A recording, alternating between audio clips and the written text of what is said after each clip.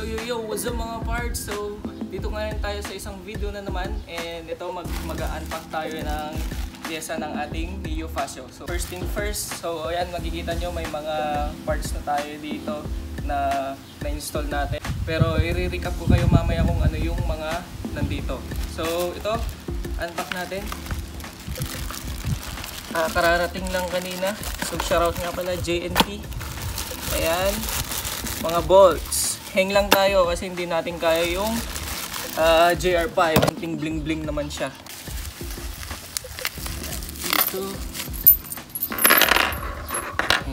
Ito yung shock bolt natin. Ito yung big head na papunta dun sa heat guard. And ito yung this bolt natin na may guide siya. NMAX, ganito yung ginagamit ko. May guide siya para sentrong-sentro pa rin. Ayan. Unpack na natin siya.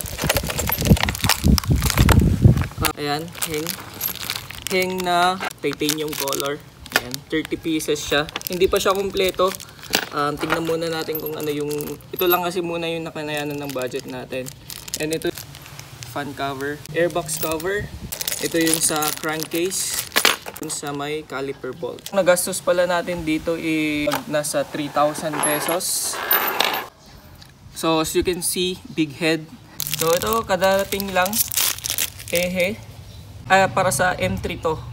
Pero tignan natin kung sukat siya dito sa ano natin, sa ehe ng Fascio. So unahin na muna natin itong mga body bolts niya.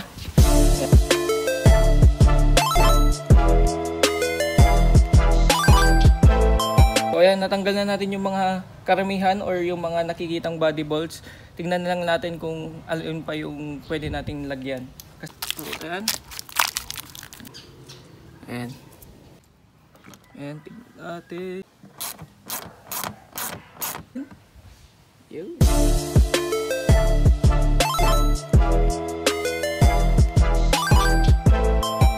So dito naman sa kabilang side.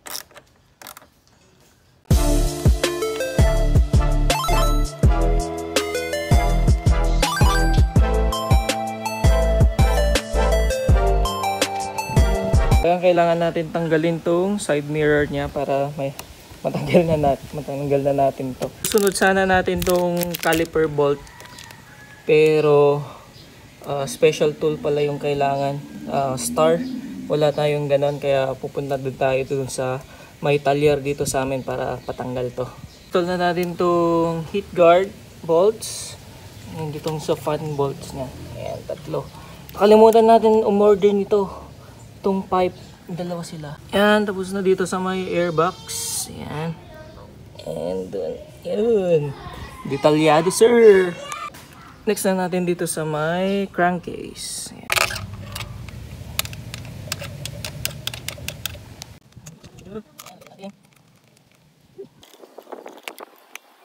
Itong ehe ng M3 is hindi siya pwede dito. Maiksi.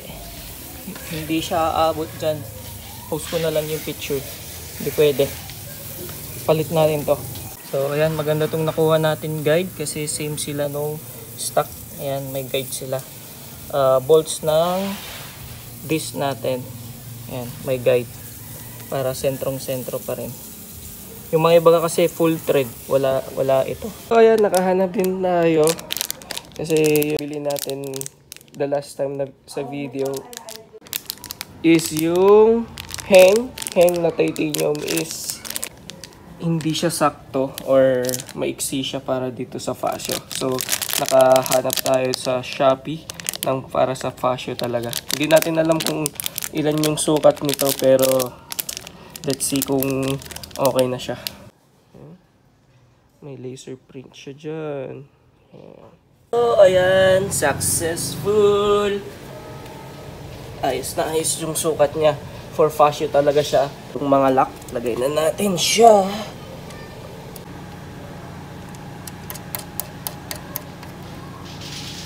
Yehey! Sheesh! Ganda. So, ayan.